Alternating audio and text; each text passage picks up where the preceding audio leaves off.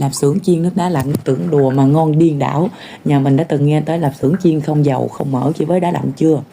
Nghe sai sai lạ lạ nhưng mà ăn rồi là mê liền luôn nha.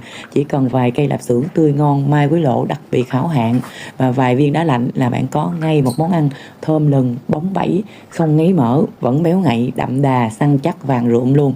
Cắn một miếng thôi là tao nói bên ngoài giòn nhẹ nè, bên trong ngọt thịt thơm tôm, mỡ thì tiết vừa đủ nha, không hề ngấy không hề ngán luôn.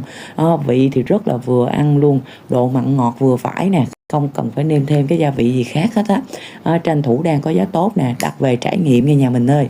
Giỏ hàng góc trái màn hình nha.